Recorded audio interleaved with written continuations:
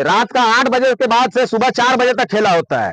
ये सूत्रों नहीं बल्कि मैं ही कह रहा हूँ। रेट भी बना हुआ है कि ट्रैक्टर का 500 और हाईवा का 3000 रुपया।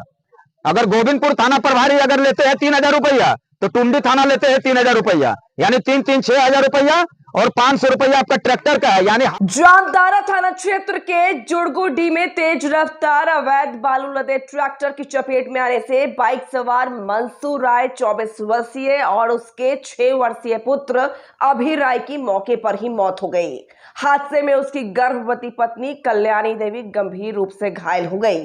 घटना की सूचना मिलते ही मृतक की मां को दिल का दौरा पड़ा और उनकी भी मौत हो गई। घटना से आक्रोशित ग्रामीणों ने मुख्य सड़क को जाम कर दिया और बेजड़ा घाट से गुजर रहे बालू लदे वाहनों को रोक दिया। मौके पर पहुंची प्रशासनिक टीम ग्रामीणों को समझाने में असफल रही। जनप्रतिनिधियों ने आरोप लगाया कि बालू घाट से रोजाना अवैध बालू ढुलाई होती है और इसमें नाबालिग चालक भी शामिल है।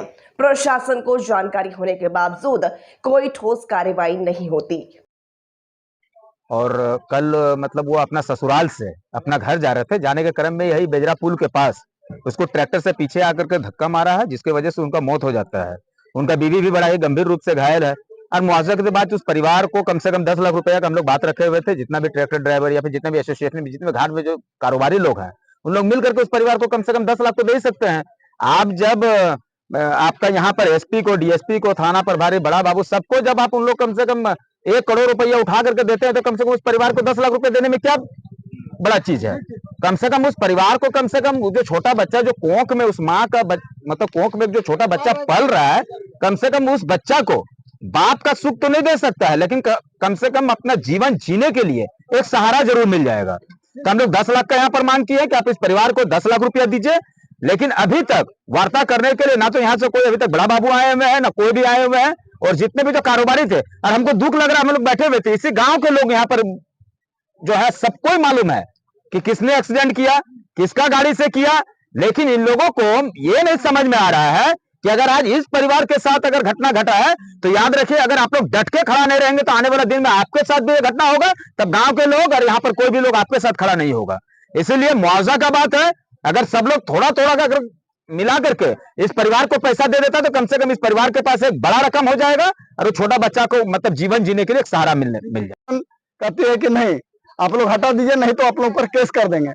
और यहाँ जो अवैध बालू जो चल रहा है, उस पर केस नहीं हो रहा है। हम लोग अपना उचित मुआवजा का मांग कर रहे हैं। 3 लोगों का जान गया, उसका मुआवजा का मांग किसी तरह से कर रहे हैं, तो उस पर प्रशासन का दबाव है कि आप लोग जाम हटाइए, नहीं तो आप लोग पर केस कर देंगे।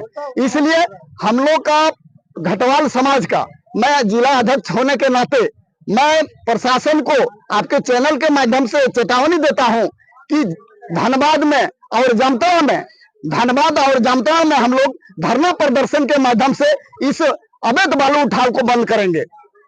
अवैध बालू उठाव का बंद करेंगे, और सरकार नहीं बंद करती है तो आज से लेकर फर्स्ट तक हम लोग आंदोलन करके इसको, हम लोग का आंदोलन देखा भी है, सरकार ने देखा। 7 घंटा हम लोग रेल जाम किए हैं।